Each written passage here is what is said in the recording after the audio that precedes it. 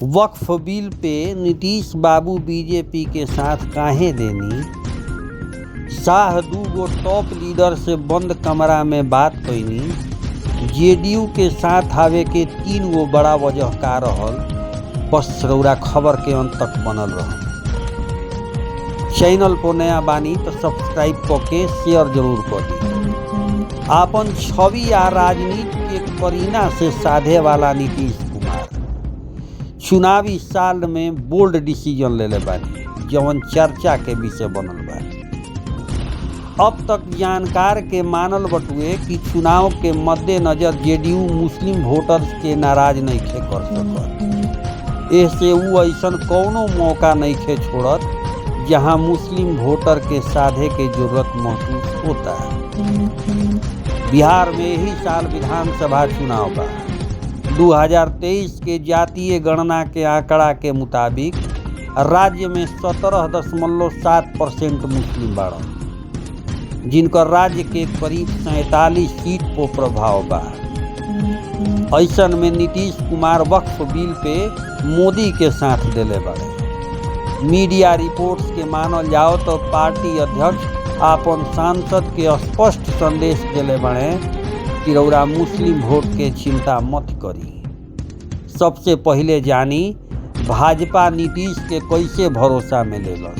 Number 1, bill के मूल draft में प्रावधान रहे कि नया कानून लागू भइला के 6 महीना के अंदर एगो सेंट्रल पोर्टल पे सब वक्फ प्रॉपर्टी के रजिस्ट्रेशन करावल जरूरी होई।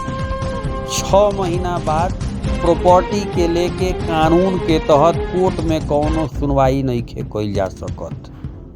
जेडीयू के सांसद दिलेश्वर कामत यह प्रावधान में संशोधन के सुझाव देले रहन, जेकरा के जेपीसी स्वीकार कर लेलक। अब वक्फ ट्रिब्यूनल कौनो वक्फ प्रॉपर्टी के रजिस्ट्रेशन के टाइमलाइन बढ़ा सकता। एकरा खातिर प्रॉपर्टी के मुतवल्ली यानी केयर टेकर के ट्रिब्यूनल के सामने एकर उचित वजह बतावे के होई। नंबर 2, भाजपा के टॉप लीडरशिप बिल के एक गो पॉइंट के क्लियर कैलस। शाह ललन सिंह और संजय झा के साथ मीटिंग कैलस। नंबर 3, सूचना बा कि गृह मंत्री अमित शाह अपन हाल के बिहार के दौरा के दौरान नीतीश कुमार से बात कैलन। उनका के समझैलन कि बिल गरीब आ पसमानदा मुसलमान के पक्ष में होई। उ बिल पारित होखे के बाद हमनी के साथे आ सकता। 2013 में नीतीश कुमार नरेंद्र मोदी के विरोध में 17 साल पुराना एनडीए के गठबंधन तोड़ देले रहे। 2014 लोकसभा चुनाव वो अपना दम पर लड़नी। उम्मीद रहे कि अपन कोर वोट बैंक के अलावा मुस्लिम के भी साथ मिली, लेकिन उनकर भ्रम साबित भइल। 38 सीट पर वो अपन दावेदार उतरले, उम्मीदवार उतरले, लेकिन 2 गो सीट जीत पइले, जौना में एगो नालंदा एगो पूर्णिया के सीट रहे। बाकी 36 सीट पर उम्मीदवार हार गए। जेडीयू सूत्र के मानल जाओ तो वही साल से नीतीश कुमार के दिल टूट गए रहे। नीतीश कुमार वक्फ संशोधन बिल पे खुल के सरकार के समर्थन करे के अपन सहमति दे दिल रहन। उनकर मानना रहे कि हम उनका खातिर काम करीला, लेकिन उ लोग हमार सपोर्ट ना करेला।